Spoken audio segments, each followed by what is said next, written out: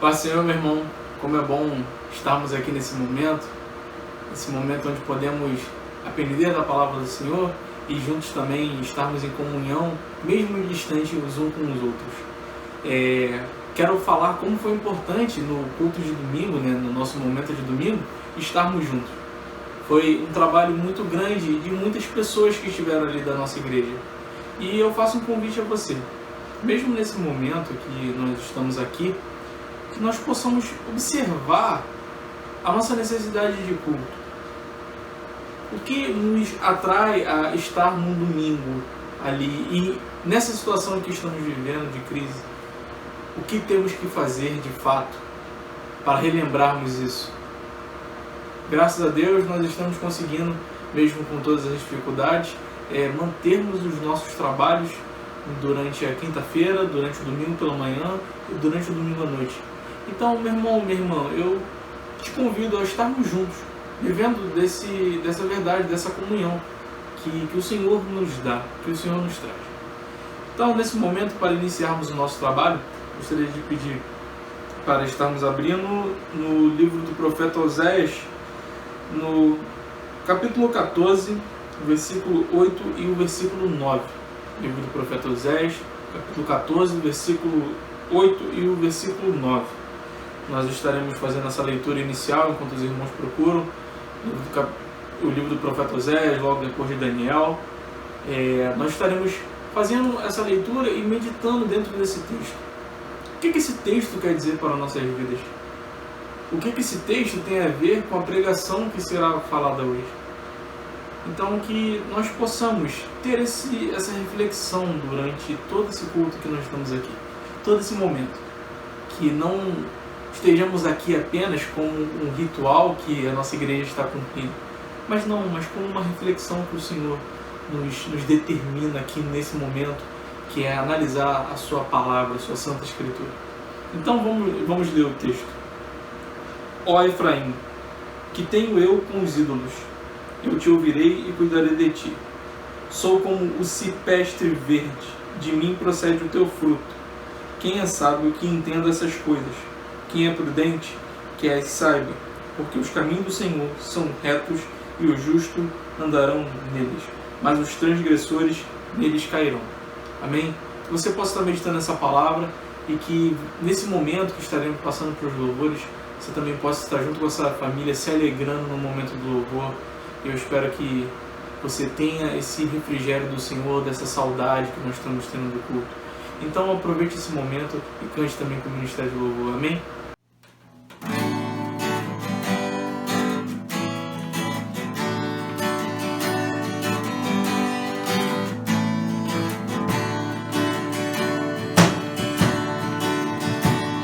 A Deus demos glória por seu grande amor, o Filho bendito por nós todos deu, e graça concede ao mais vil pecador, abrindo-lhe a porta de entrada no céu. Exultai, vem de todos louvar a Jesus Salvador, a Jesus Redentor. A Deus demos glória por tanto do céu, seu Filho bendito por todos deu. Ó graça real, foi assim que Jesus, morrendo seu sangue por nós derramou, herança nos céus com os santos em luz, comprou-nos Jesus, pois o preço pagou. Exultai, vinde todos louvar a Jesus Salvador, a Jesus Redentor. A Deus demos glória por quanto do céu, seu Filho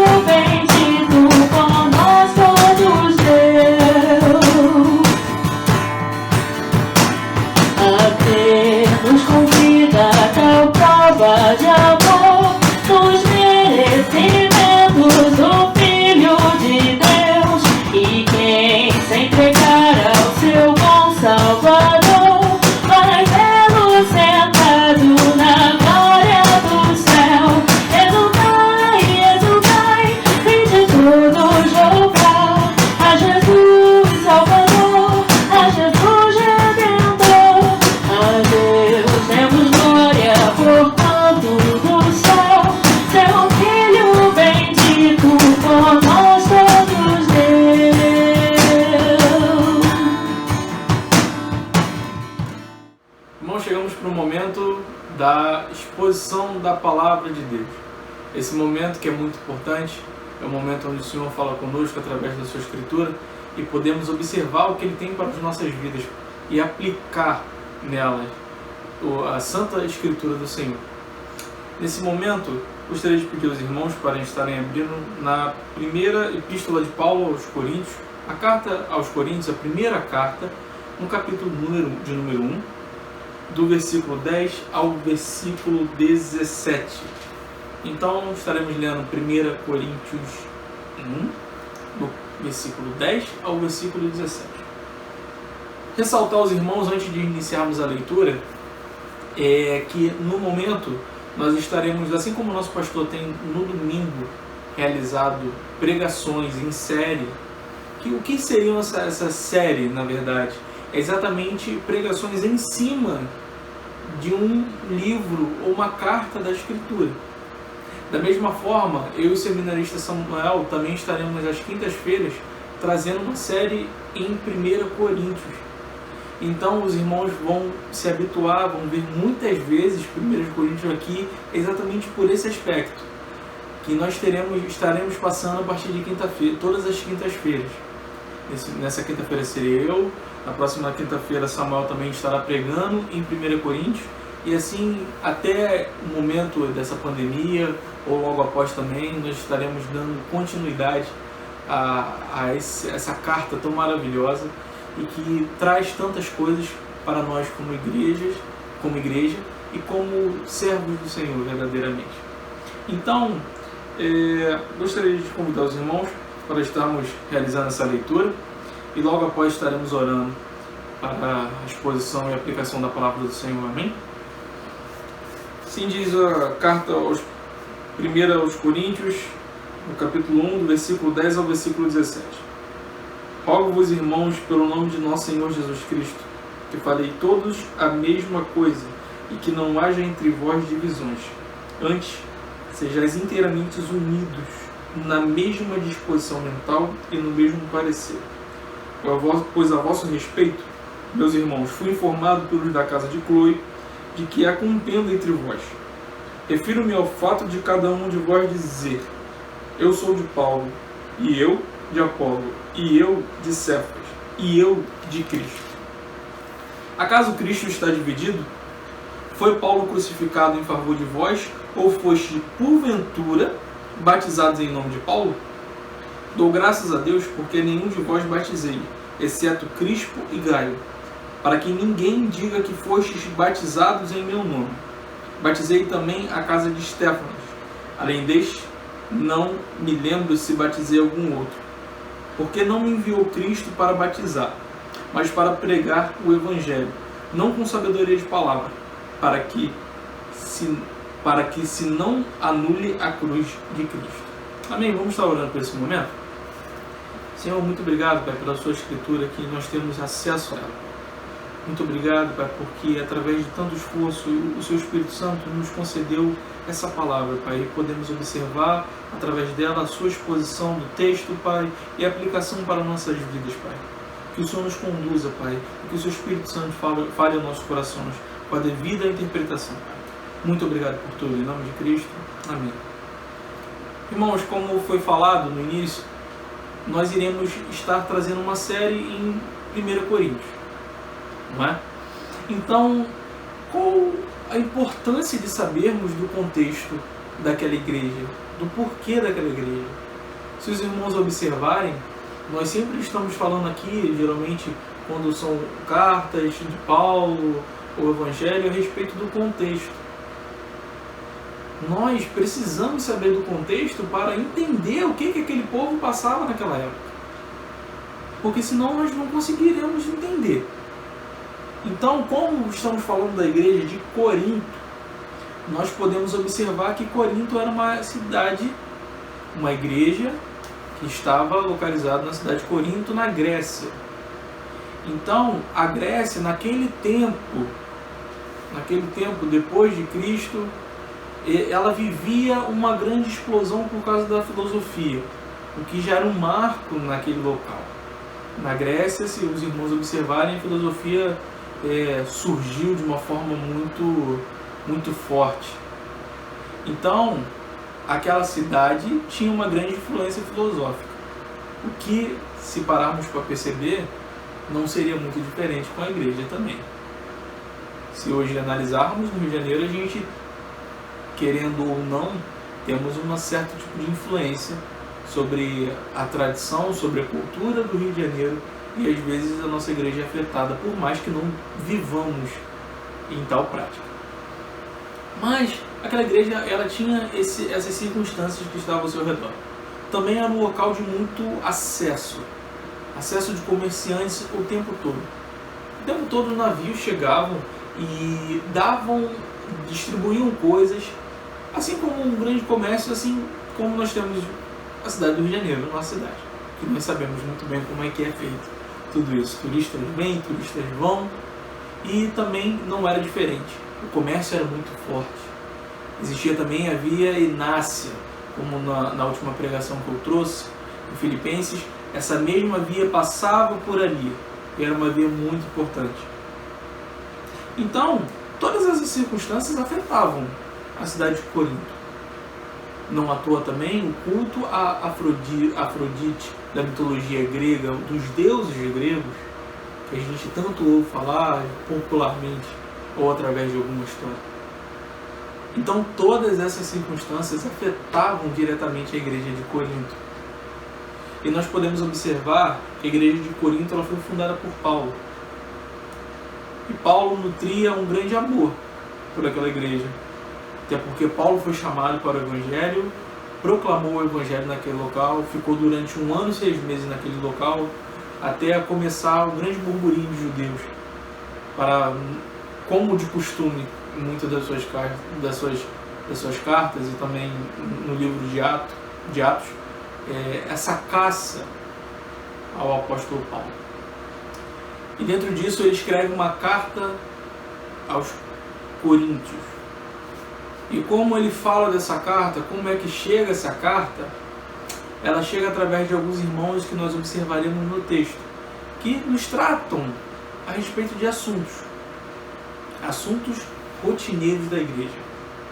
Nós lemos do capítulo 1, do versículo 10 ao versículo 17. Mas logo atrás também, Paulo ele vem falando da ação de graças. Primeiro ele traz, no versículo 1 ao versículo 3, a saudação, o que era normal em cartas daquela época. A ação de graças do 4 ao 9, o que também era normal. E só uma observação que a gente precisa fazer. Nessa ação de graças, Paulo ele é um pouco mais tranquilo, digamos. Ele fala com mais mansidão. Ele fala porque o que conteria na carta, o conteúdo seria muito forte e seria uma grande repreensão de todas as práticas que a igreja de Corinto estava realizando. E é exatamente dentro desse contexto que nós iremos iniciar o versículo 10 até o 17, e nesse momento traremos a exposição do que o texto nos fala e o que o texto na época Paulo queria falar para aqueles leitores. Então, no versículo 10 fala da seguinte forma: rogo-vos, irmãos, pelo nome de nosso Senhor Jesus Cristo, que faleis todos a mesma coisa e que não haja entre vós divisões. Antes, sejais inteiramente unidos na mesma disposição mental e no mesmo parecer. Irmãos, lembram quando eu falei agora recentemente que Paulo foi mais manso na ação de graças? Quando ele já passa para o versículo 10, a reação já é diferente. A reação já é uma reação mais dura. Por que é mais dura? Porque Paulo começa a tratar dos assuntos que é chegado até ele. Então ele fala que rogo-vos pelo nome de nosso Senhor Jesus Cristo. Por que Paulo fala pelo nome de nosso Senhor Jesus Cristo? Porque ele queria lembrar exatamente que o comportamento deles deveria ser exclusivo, deveria ser conformado ao Evangelho. Nada mais, nada menos do que isso, pelo nome de nosso Senhor Jesus Cristo. O viver deles deveriam ser agora moldado no que o Evangelho de Cristo, no que o Senhor Jesus Cristo fez por meio da vida deles. Porque logo após ele falando que nós iremos analisar aqui, nós podemos ver uma desunião, a falta de unidade.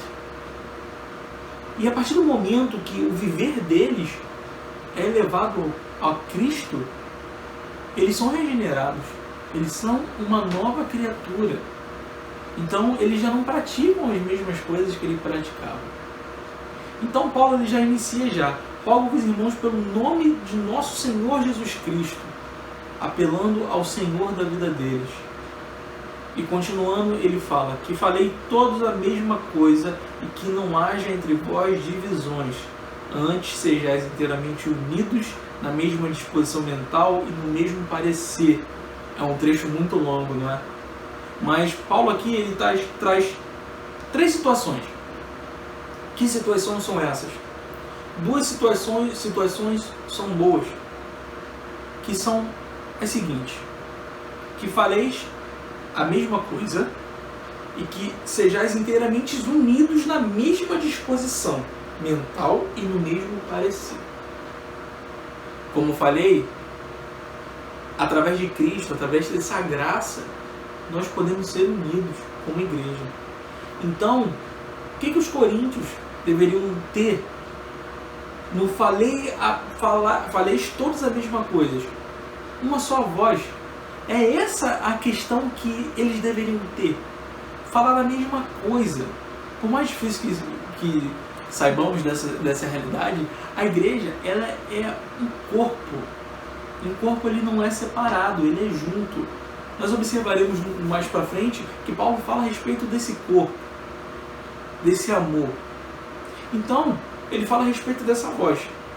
E no outro lado dessas 3 situações e dessas 2 positivas, nós temos inteiramente unidos na mesma disposição mental, no mesmo pensamento. Que o meu pensar e o pensar do irmão que está me vendo seja o mesmo, porque nós somos a igreja do Senhor. A igreja congregacional do Catiri é a igreja do Senhor. E nós devemos ter o mesmo pensamento. E não somente ele continua, mas o mesmo parecer. Ou seja, a mesma decisão.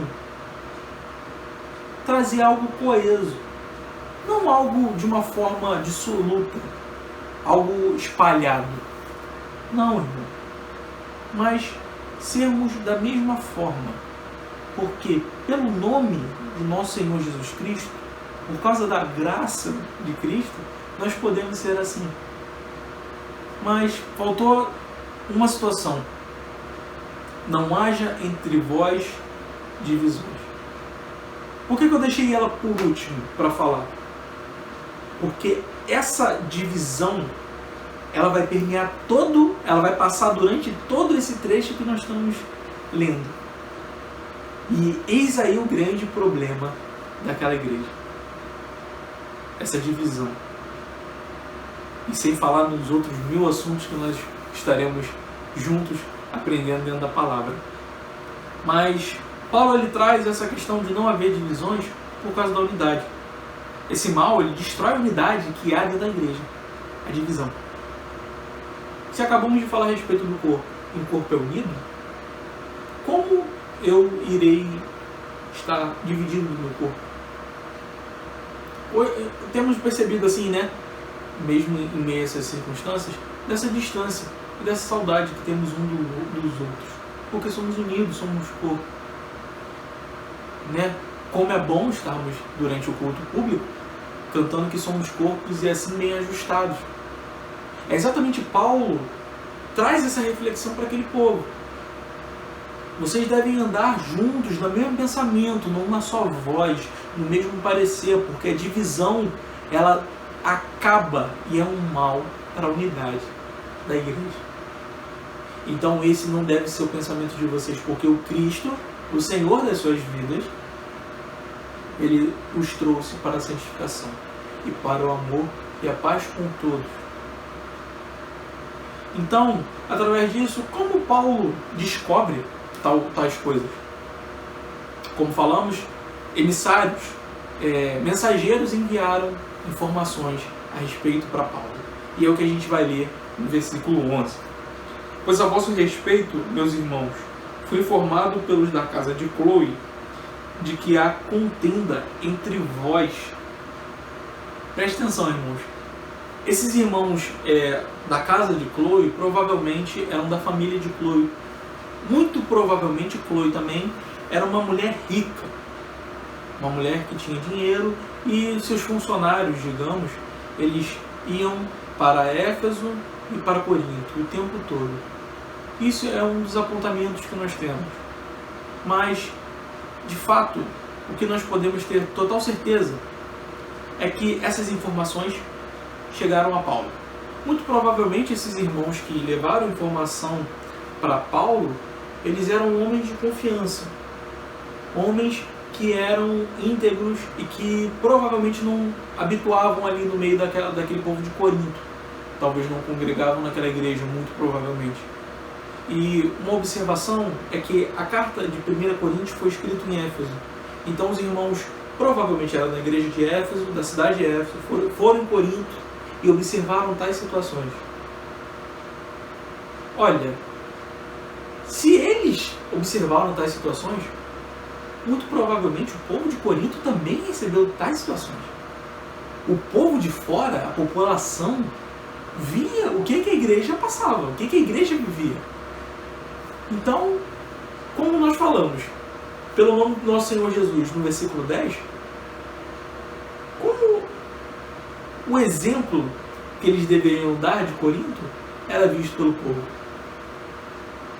Olha a situação, olha a circunstância, o que de fato deveria ser um exemplo, o amor pelo Evangelho, pela graça do Senhor. Aquele povo ali começa a ser, talvez, muito provavelmente conhecido pelaquela população como divisores, como a falta de unidade, o que na verdade Cristo não traz isso.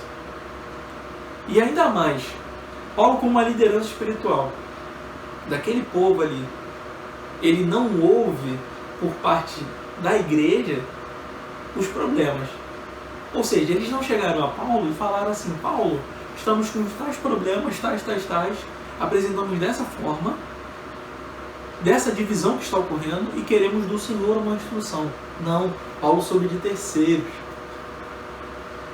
E o que eu observo exatamente nisso, trazendo para os nossos dias, é quantas vezes irmãos não se comunicam com o pastor, com a sua liderança espiritual constituída pelo Senhor. Essa liderança que não foi chamada para guiar como rebanho do Senhor. Então, imagina assim a situação de Paulo observando aquilo, a tristeza que ele sentia, porque ele soube de terceiros, ele não soube por parte dos irmãos querendo resolver o problema, trazer uma cura. Mas não, foi uma situação onde houve essa desavença, essa contenda que há entre. Então Paulo acaba resolvendo, verificando essas circunstâncias com esses irmãos que falam a respeito dessa contenda. Mas o que é essa contenda? Era qual a questão específica dessa contenda que havia no meio daquele povo. E aí, para entendermos, a gente vai ler, estaremos lendo o versículo de número 12. Refiro-me ao fato de cada um de vós dizer: eu sou de Paulo, e eu de Apolo, e eu de Cefas, e eu de Cristo. Esse é o grande versículo para entendermos o problema e, muito provavelmente, para entendermos essa passagem, essa perícope desse texto. Essa perícope, quando eu falo essa palavra, é esse trecho onde nós podemos ler um determinado assunto. Então, é um trecho que vai falar a respeito dessa desunião, dessa falta de unidade. Então, essa é a perícope desse texto. Amém, irmãos? Então, esse provavelmente é o grande versículo para entendermos o problema. Porque uns falavam, eu sou de Paulo, Paulo fundador daquela igreja. Nós temos essa ciência. Como observamos em Atos, Paulo vem, funda a igreja, fica durante 1 ano e 6 meses, e ele constitui uma igreja. Apolo, também em Atos, é um judeu que vem, um grande erudito, e que prega a palavra do Senhor. Cefas, aí o nome de Pedro em aramaico, muito provavelmente Pedro não teve um contato com aquela igreja, mas podemos entender como um exemplo, né? E finalmente, e eu de Cristo, o que de fato a igreja deveria ser. Esse é o fato que existe. A igreja, ela deveria ser pautada no Cristo e somente nele, não com divisões, não com situações diferentes. O que provavelmente nós podemos ver desse texto, que eu sou de Apolo, e eu de Paulo, e eu de Cefas, e eu de Cristo, é que muito provavelmente essa questão toda, essa diferença, essa distinção entre um ser de um e um ser de outro, muito provavelmente era por causa da sabedoria. Porque um pregava de uma forma, outro de outra. Então, como nós podemos saber, como Corinto era uma cidade grega, a filosofia era muito constante, a cultura helenística, que é essa cultura diferente à cultura grega, que trabalha dentro da filosofia, traz o grego como uma língua matriz, uma língua de origem, e é disseminada por todo aquele ambiente, pelo Império Romano também. Nós podemos sentir um grande desejo pela sabedoria. Então, o que nós temos em mente?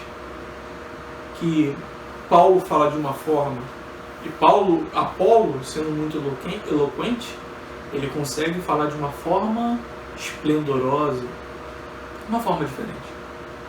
De qualquer modo, nós podemos observar que há uma separação e uma divisão, como uma facção dentro da igreja. Porque o que os irmãos estavam vivendo naquele momento era exatamente, eu sou de Paulo, porque Paulo fez tal coisa, e eu de Apolo, porque Apolo fez tal coisa. Não, eu sou de Cefas, porque na verdade todo mundo deveria ser, eu sou de Cristo. Como observamos no versículo 10, que fala pelo nome do nosso Senhor Jesus Cristo. O que na verdade, no versículo 12 aqui que estamos falando, essa questão de eu ser o que, eu ser de quem, ela retrata uma vanglória por tal liderança. Porque eu sou de fulano, como se andassem segundo os conselhos dos homens, e não de Deus. O que nós poderemos observar nos capítulos mais à frente de 1 Coríntios. Mas essa vanglória por parte de alguém, nesse caso por parte de uma liderança, ela tinha algo obscuro. O que era esse algo obscuro? A vanglória não era somente na liderança, mas muito provavelmente a liderança somente era um objeto para se vangloriar neles mesmos. Porque é o passo do que eu falo, eu sou de Paulo, o eu vem primeiro. Ou seja, eu estou olhando para mim, eu estou me vangloriando, porque eu posso ouvir Paulo, eu posso ouvir Apolo.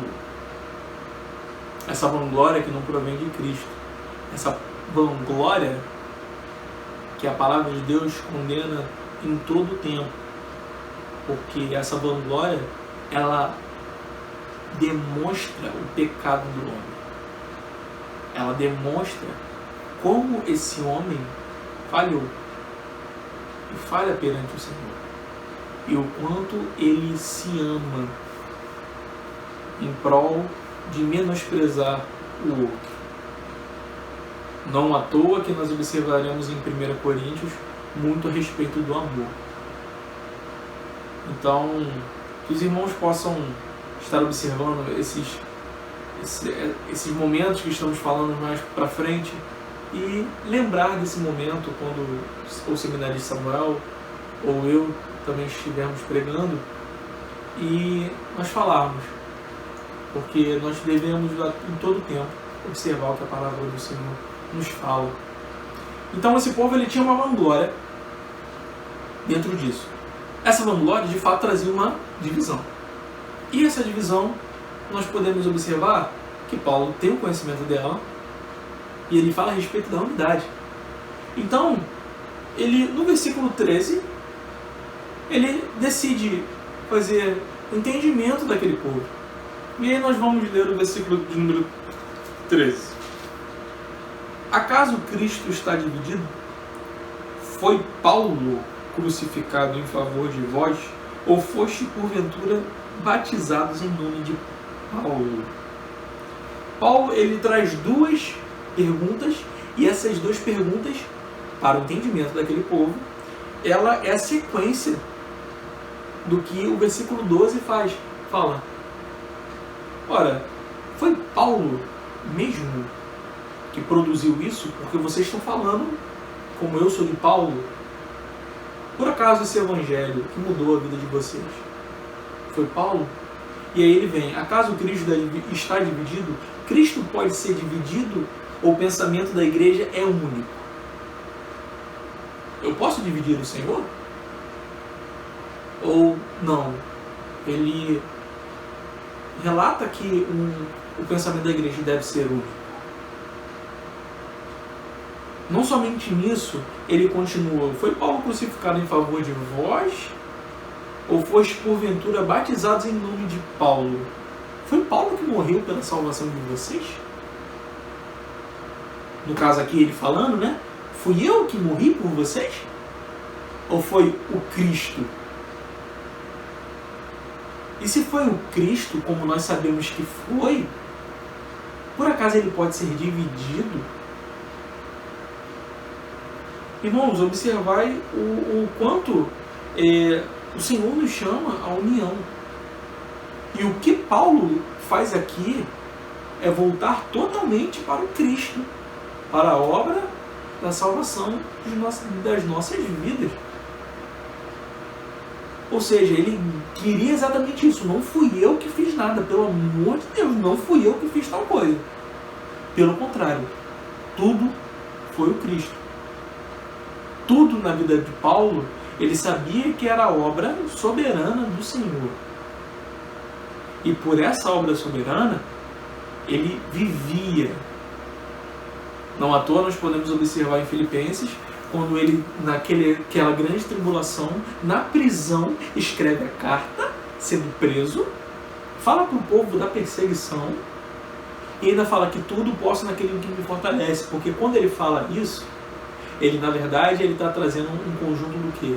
Passei fome, passei sede, passei alegria, passei todas as coisas. Então, tudo posso naquele que me fortalece. Paulo sabia, ele tinha convicção do que ele estava falando, que era o Cristo Redentor, que fez tudo pela vida dos coríntios e pela vida da igreja, e que ele não poderia ser dividido. Que facções dentro da igreja, elas não poderiam existir. Mas a igreja deveria ser única. Ele retorna a esse pensamento da unidade através de Cristo. E ele agora deixa muito mais explícito. Logicamente que os irmãos em Corinto devem ter lido isso e acaso Cristo é dividido? Não, claro que não. Uma pergunta que qualquer um... Ué, como assim? Não, claro que não. Foi Paulo crucificado em favor de vós? Ou foste porventura batizado em nome de Paulo? Não, que isso, claro que não. Então por que eles continuaram com esse pensamento?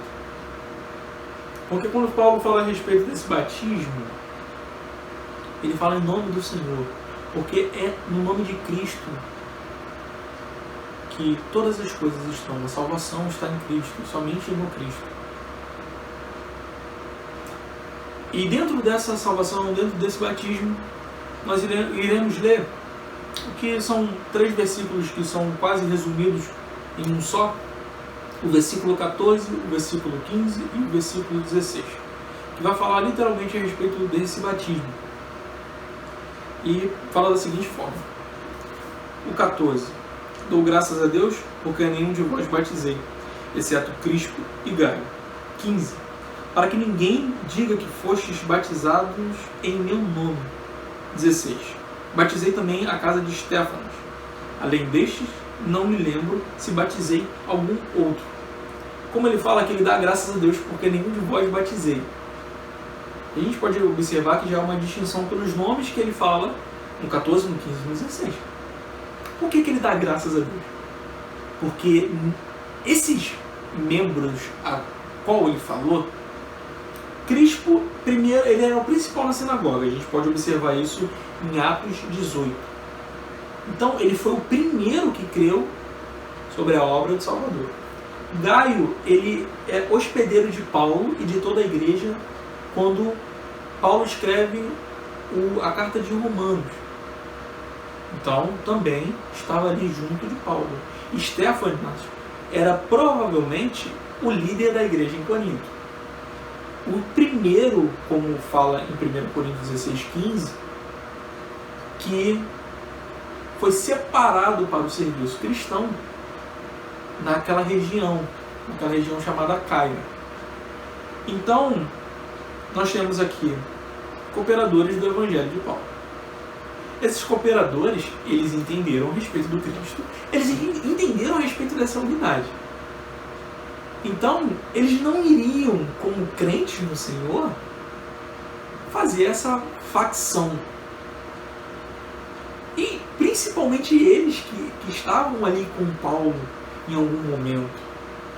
Se observarmos, em 1 Coríntios, no versículo de número 1, esse Sóstenes também era uma liderança dentro da igreja. E também era cooperador de Paulo, provavelmente era uma da liderança. Então a gente vai ver que Estéfanas também tinha essa questão. E nós podemos observar como foi falado. Eram cooperadores de Cristo, cooperadores com Paulo. Então, ele dá graças a Deus porque nenhum deles, fora estes, ele batizou. Porque senão poderiam ser falados, não, mas foi Paulo que me batizou. O que na verdade é uma grande divisão que ocorre dentro da igreja. E Paulo agradece ao Senhor porque essas pessoas a qual ele batizou, não pelo nome dele, mas a qual ele batizou, essas pessoas entenderam a respeito do Evangelho e eram cooperadores juntamente com Paulo. Então, para fecharmos esse trecho, essa perícope, a qual nós estamos hoje, entendendo a respeito do que o Senhor quer para as nossas vidas, nós fecharemos com o versículo 17, que aparenta como uma conclusão deste assunto. E no versículo 18, o final ali do 17, ele já dá uma introdução para o versículo 18, que o seminarista Samuel também estará pregando na semana que vem. E o versículo 17, para finalizarmos, fala da seguinte maneira: porque não me enviou Cristo para batizar, mas para pregar o Evangelho, não com sabedoria de palavra, para que se não anule a cruz de Cristo. Quando Paulo fala essa questão, principalmente do Cristo não me enviou para batizar, não significa que ele está menosprezando o batismo. Não, de maneira nenhuma. O que na verdade Paulo quer fazer é dar a ênfase devida ao Evangelho, ao pregar o Evangelho. O batismo é uma consequência, uma ordenança do Senhor, um ato público, quando entendemos o que Cristo fez nas nossas vidas, a salvação de Cristo.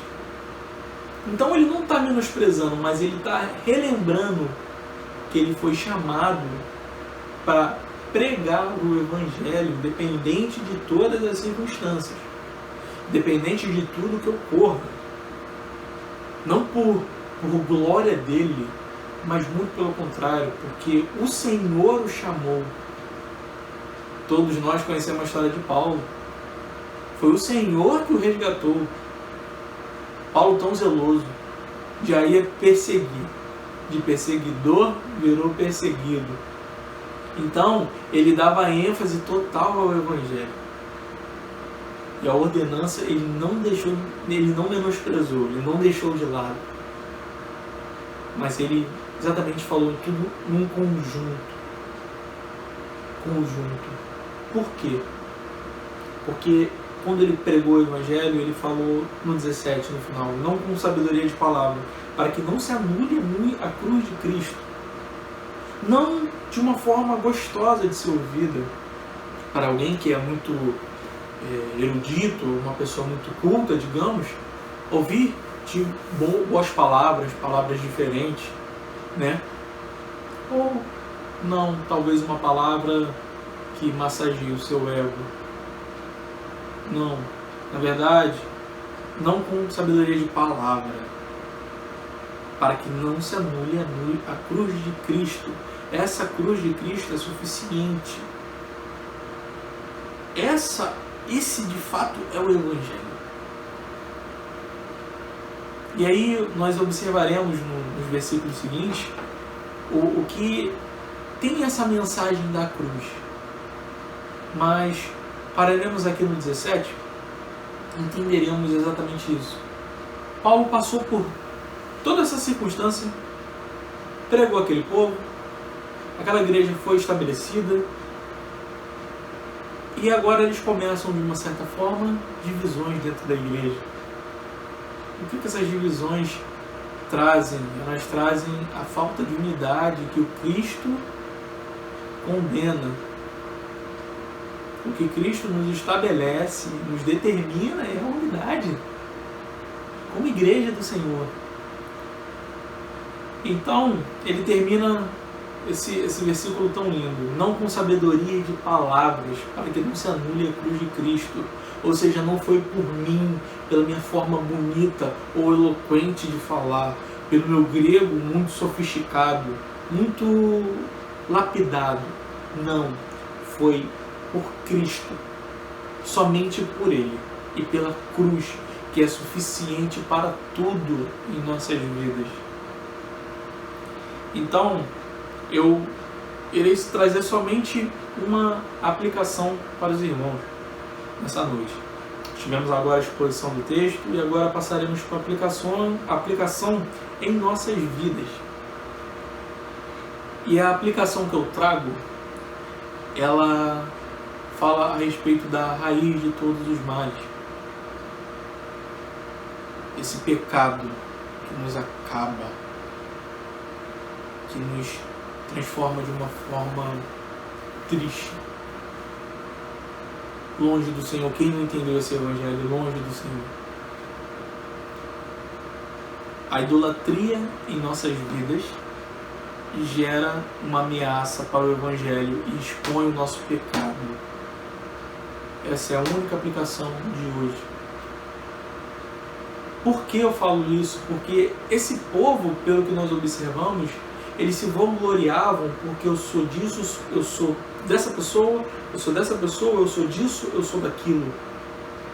E formava essa divisão. Todo o texto vai falar a respeito dessa divisão que ocorre. E essa atitude não é nada mais, nada menos do que uma idolatria a alguém. E uma idolatria principalmente a eles próprios. A cada um no pessoal. O idolatrar a nós mesmos. Um pastor, um teólogo, que também era pastor, muito antigo de nossos tempos, ele falou uma frase que num dos seus livros reflete com muita propriedade a respeito dessa idolatria. E ele fala que o nosso coração é uma fábrica de ídolos. Então, quando nós colocamos algo em idolatria, nós colocamos, na verdade tentamos, colocar acima de Deus, a qual devemos render toda a devoção somente ao Senhor, porque é para isso que Ele nos criou. Então, é nesse contexto que a idolatria entra naquele povo, causa essa divisão. E o que não foge muito das nossas vidas, porque por vezes idolatramos a objetos, por vezes idolatramos a pessoas que estão ao nosso redor. Por muitas vezes eu posso idolatrar a minha namorada, assim como alguém que é casado pode idolatrar a sua esposa ou idolatrar o seu filho. A idolatria, ela entra na igreja e ela causa situações terríveis e que não provém de Cristo. E ela também causa, assim como na igreja, coisas terríveis ao servo do Senhor. O único capaz, assim como observamos no versículo 10, de acabar com a idolatria do homem, é o Senhor Jesus. Então, peça ao Senhor que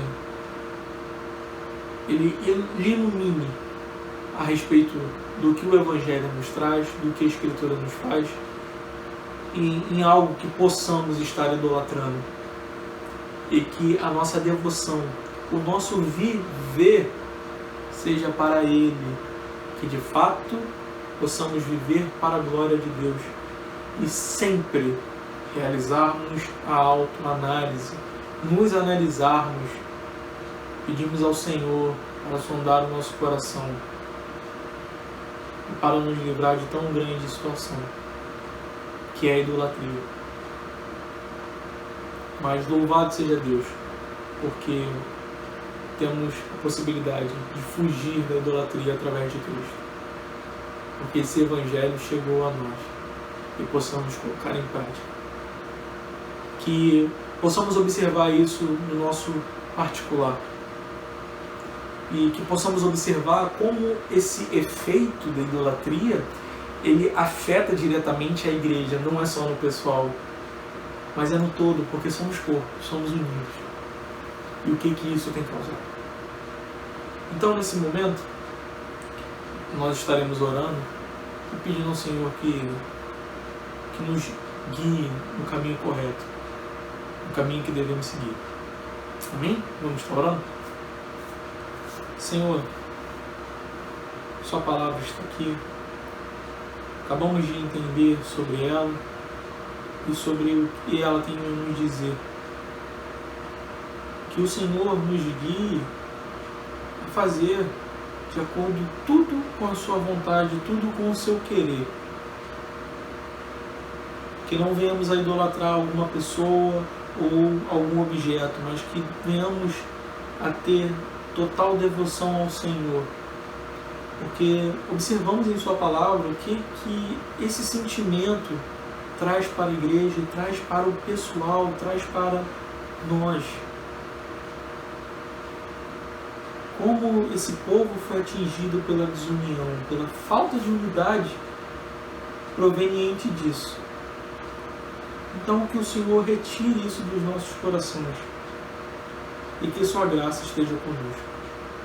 Muito obrigado, Pai, por esse momento que tivemos aqui juntos, mesmo distante. Que o Senhor continue a nos abençoar e a nos guiar a cada momento, a cada segundo, que possamos viver para a Sua glória. Em nome de Jesus. Amém. Irmãos, para finalizarmos esse momento, quero deixar algo que seja bem claro. Nós temos na nossa igreja bastante seminaristas, né? Glórias a Deus por isso. Mas os seminaristas também leem muito. Inclusive a gente está lendo muitas coisas. Então, final de trimestre já, para ir para as férias, a leitura tem sido bastante extensa. Mas é dever de todo cristão praticar a leitura. De fato, entender através de textos, através da escritura, principalmente e acima de tudo e de todos, mas também com apoios de pessoas, irmãos que estudaram, tal coisa para entendermos sobre o assunto. Em nossa aplicação de hoje, nós observamos como a idolatria ela mina dentro da igreja, ela causa desunião, mais especificamente em 1 Coríntios. Então eu quero indicar um livro que esse livro ele mexeu muito com a minha vida, mexeu com a vida de muitas pessoas, e eu sei que os irmãos também serão impactados por meio dessa palavra. Alguns irmãos também têm. A Carla mesmo estava nessa palestra do autor, quando ele ministrou essa palestra. Então, eu sei que é um livro de muita indicação dentro da nossa igreja. O livro é A Origem da Idolatria, do reverendo Mauro Master. É um livreto, digamos, bem pequeno. Acho que tem 76 páginas, uma leitura até um pouco rápida, para quem já tem um hábito de leitura.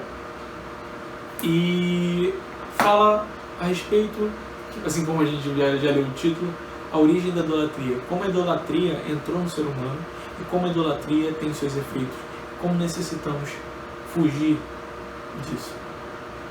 Então, eu deixo essa indicação para os irmãos. E que os irmãos possam continuar também em outras leituras. Como eu disse, todo cristão deve ler e ler o tempo todo. Eu sempre falo, um pastor muito conhecido chamado John Piper, ele fala, todos nós somos teólogos. E de fato, todos nós somos teólogos e precisamos de estar pronto para falar para alguém desse mistério de Cristo. Amém? Então, que o Senhor te abençoe e te guarde. E para finalizarmos, como eu particularmente estou com muita saudade, vamos recitar o nosso mote. Dispõe-te e resplandece, porque vem a luz do Senhor, e a glória do Senhor nasce sobre ti. Isaías 60, versículo 1. Olha aí, pagando um bico muito tempo sem estar me falando o nosso mote. Mas foi um momento muito bom de estar com os irmãos. Que Deus abençoe a todos. Amém?